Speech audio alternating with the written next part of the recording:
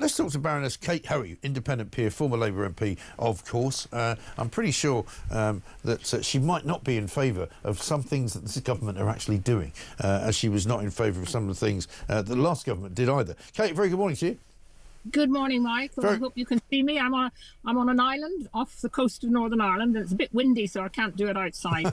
That's fine. Well, I hope you're having a lovely time. It's a lovely part of the world. Beautiful place. Apparently, you might want to store some water up while you're there, because apparently we're going to run out of it in about 10 years, even though we are, in fact, surrounded by water. But let's talk a little bit about not Keir Starmer, about Keir Starmer's sort of thorn in his side, Sadiq Khan, who was described to me yesterday as the Gary Lineker of the Labour Party, because he just keeps coming out with stuff that people would rather wish that he didn't. He wants to now decriminalise cannabis.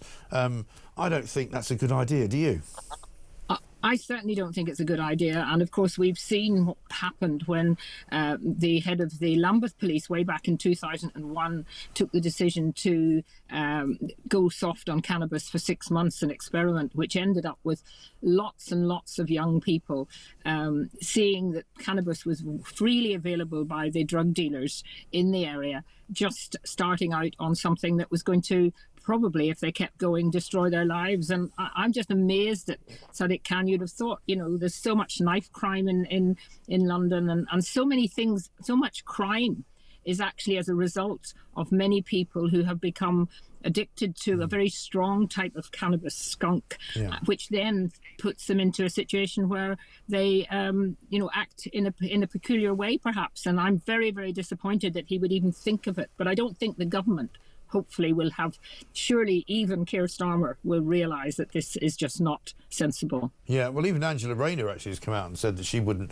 decriminalise it. Oh, you've lost me. So she actually was quite strong about that, and she said that she was making jokes about the drugs that she's taken, which were all, of course, relatively legal drugs, but she said no, there's no chance of the government doing it, because what we've seen in America, for example, Kate, is that where they've decriminalised and made it legal to smoke marijuana, other drugs have appeared because the drug dealers decided they wanted to make money some other way. Well, the drug dealers use then young children, offering them cannabis as a way then of getting them into a kind of situation where they're either helping them to pass those drugs on or to get involved in stronger drugs. And, there's a bit of hypocrisy around here, because I bet Sadiq Khan is supporting this ridiculous generational ban of tobacco that's going through Parliament at the moment, which is just a nonsense, where you're going to have poor little retailers sitting in their shop trying to decide whether a man is 48 or 49 or whatever the age is when the generational thing comes through. So I just do not understand, because I think most people would say now that if cigarettes hadn't been invented, tobacco hadn't been there, that they wouldn't have made cigarette smoking legal. So why, although I'm personally I'm personally in favour of people making their own decisions, but I don't want to see smoking in public places, that kind of thing. But the reality is this is just another of, I think, Sadiq Khan's idea to keep in the news, to keep the headlines, so that he can make a comeback at some stage and perhaps challenge Sir Keir for the leadership of the Labour Party. Yeah, I don't think that's not to be considered, but he's also couched it in his usual kind of race baiting way, where he's basically said, this would ease the community tensions between the police and ethnic minorities. As if to say, there's nobody white who smokes marijuana in London, because there's plenty of people who are of all colours and creeds who smoke these drugs. Yes, and it is.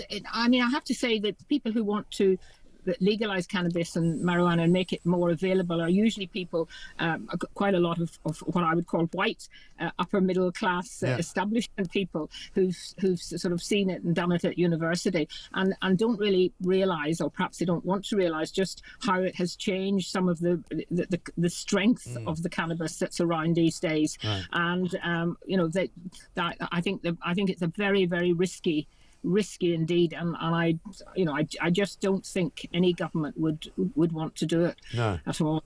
So, since we've got you, Kate, and I haven't spoken to you for a while about anything really in general, what are you making of the way that this Labour government is making it pretty much a hash of everything they're doing?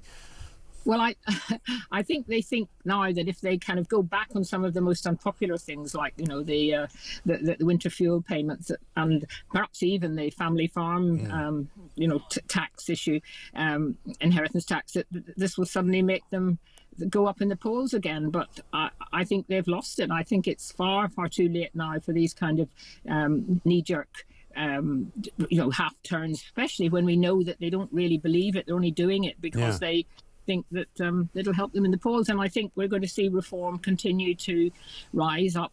Of course, what Nigel needs to do now, Nigel Farage and the reform needs to really look in detail at what they're going to be doing and how they're going to do it if they're in government. They can't just keep going on with sound bites. And I think that's beginning to change. We are seeing some more flesh on the bone, as they would say, from reform.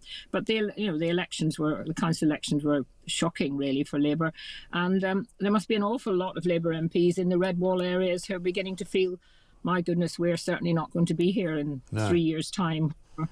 No, I think that's right. And I mean, much conversation in the last hour because of what Kevin Hollingbrake said, that the Tories have kind of lost the plot and that they're not really relevant anymore. Dominic Cummings this week said he thinks they might be finished. I mean, you've been I don't want to use the word veteran, but I'm going to, and I mean it in a good way, been a veteran of this political scene of ours for a long time. I mean, can you see reform becoming the main opposition if they're not already, and then becoming a government? Yes, I can. I mean, perhaps a year ago I wouldn't have said that, but I have been disappointed a little in Kemi Badenoch. I thought that they would come out really fighting. I mean, it is difficult in the Commons because the Labour majority is so huge. But I think we haven't seen that spark of really attacking. And of course, for a while, the first year is always difficult because everything that they say, Labour can come back and say, you didn't do that while you were in government. And of course, that's the real problem, that the Conservatives weren't a Conservative government. And that's why they lost so badly, because they had gone back on so many things and become a kind of wishy-washy, slightly more right-wing, Labour Party. Yeah. Exactly right. I think it's a fascinating time, actually, I have to say. And I'm very disappointed in just the Conservatives in general, really. But Kate, listen, great to talk to you. We must get you on longer and try and get you in the studio when you're back in town. Baroness Kate Hoey, their independent peer and former Labour MP, of course.